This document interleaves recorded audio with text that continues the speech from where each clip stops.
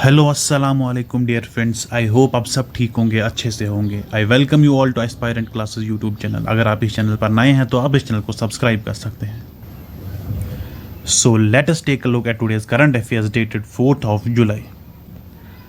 So here is your question number 1. Who has been appointed as the additional national security advisor? Option A is Ajit Doval, option B is Rajinder Khanna, option C is Pawan Kapoor and option D is Vikram Misri. So additional national security adviser किसको appoint किया गया है? इसका correct answer है option B Rajendra Khanna. Option B Rajendra Khanna. So Rajendra Khanna जो है ये इससे पहले डेप्यूटी नेशनल सिक्योरिटी एडवाइज़र थे, उससे पहले ये डेप्यूटी एनएसए थे और उससे पहले ये जो इंडिया की एक्सटर्नल इंटेलिजेंस एजेंसी रॉ है उसके ये चीफ भी रह चुके हैं। और पवन कपूर जो है, पवन कपूर, इनको अब जो है डेप्यूटी नेशनल सिक्योरिटी एडवाइज़र जो है अपॉइंट किया गया है। डेप्यूटी नेशनल सिक्योरिटी एडवाइज़र जो है पवन कपूर को अपॉइंट किया गया है। और विक्रम मिश्री जो है इनको अपॉइंट किया गया है एज फॉरेन सेक्रेटरी। ठीक है, फॉरेन सेक्रेटरी इनको अपॉइंट किया गया है। And Ajit Doval is the national security advisor. और नेशनल सिक्योरिटी एडवाइजर के अंडर जो है 3 डेप्यूटी नेशनल सिक्योरिटी एडवाइजर्स रहेंगे। ठीक है, 3 डेप्यूटी नेशनल सिक्योरिटी एडवाइजर्स रहेंगे। Okay, so let us move to question number 2. Which country is the host of 46th session of UNESCO World Heritage Committee? Option A is France, option B is Egypt, option C is China and option D is India. तो 46th session of UNESCO world heritage committee कौन host कर रहा है? इसका correct answer है option D India. Option D India. India will be the host of 46th session of UNESCO world heritage committee. This function will be held at Bharat Mandapam in New Delhi from 21st July July 21st to July 31st for 10 days. July 21st to 31st जो है ये India host करेगी. And archaeological survey of India ASI जो है they will be organizing this committee. ठीक है, they will organizing this function. Okay, so let us move to question number 3. Which of the following countries is not the member of SCO? Which of the following countries is not the member of SCO? Option A is Tajikistan, option B is Russia, option C is India and option D is Bangladesh. So इनमें से कौन जो है SCO का member नहीं है? उसका correct answer है option D Bangladesh. Bangladesh is not the member of SCO. So India has officially announced its participation in the annual summit of SCO, which will be held at Kazakhstan's Astana area of Kazakhstan. वहाँ पर जो है ये summit held की जाएगी और India की तरफ से जो है एक्सटर्नल अफेयर्स मिनिस्टर जयशंकर जी जो है वो वहाँ पर पार्टिसिपेट करेंगे इंडिया की तरफ से. So what is this SCO? SCO stands for Shanghai cooperation organisation. ये जो है ये एक परमानेंट इंटरगवर्नमेंटल इंटरनेशनल ऑर्गेनाइजेशन है and this was established on June 15, 2001. जून 15, 2001 को जो है ये एस्टैब्लिश किया गया था.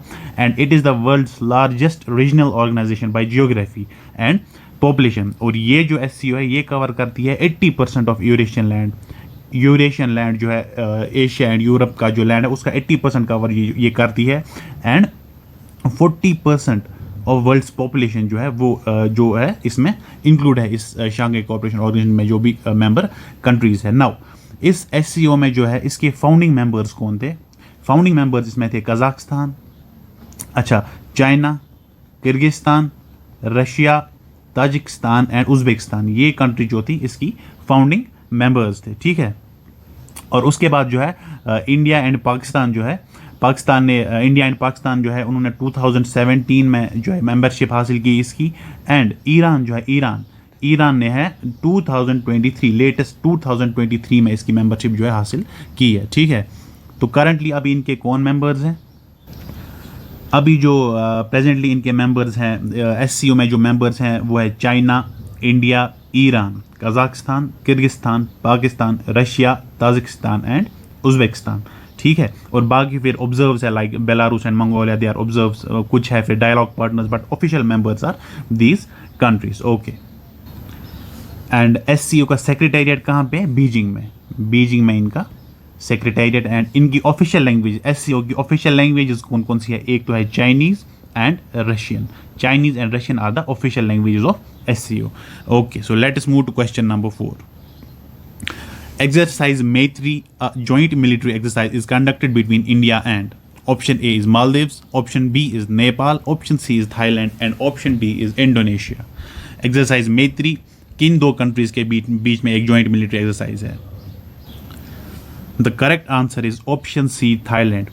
Option C, Thailand. Thailand and Indian military exercise exercise Maitri, and Indian contingent departed to take part in India-Thailand joint military exercise, which will be held in Thailand. This year it will be the 13th edition of this joint exercise, which will be taking part from 1st to 15th July. 1st to 15th July. Okay. The last exercise was conducted in September 2019. Where was that conducted? In Meghalaya. Okay, last time ये India में conduct किया गया था, इस बार Thailand में. So this is how it works out alternatively. Okay, so question number 5.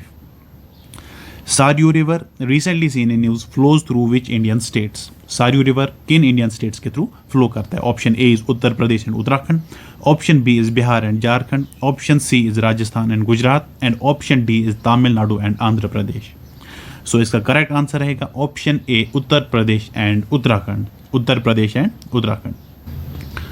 So recently an artificial lake has been formed in this Saryu River and it remains a significant threat. और जो है efforts are on to drain it, but अभी तक जो है 2 दिन तक ये जो लेक है ये अभी तक जो है ड्रेन नहीं हो सका है. सो इस रिवर ये रिवर है इसको सारयू रिवर या सारजू रिवर भी कहते हैं. SARJU सारजू रिवर भी इसको कहा जाता है. और ये रिवर जो है इट्स ऑफ एंशिएंट सिग्निफिकेंस, क्योंकि इस रिवर का जो मेंशन है वेदास एंड रामायण में भी किया गया है. एंड अयोध्या जो प्लेस है that is situated on the banks of this river Sarayu. And this Sarayu river जो ये फाइनली किस में जाता है? ये फाइनली डिस्चार्ज होता है किस में? शारदा रिवर में. ठीक है, जिसको हम काली रिवर भी कहते हैं. Okay, so let us move to question number 6. Senna spectabilis recently seen in news is a, ये क्या है? Option A, a plant species, an animal species, a telescope और अ सैटेलाइट. सो इसका करेक्ट आंसर क्या रहेगा? The correct answer is option A, plant species.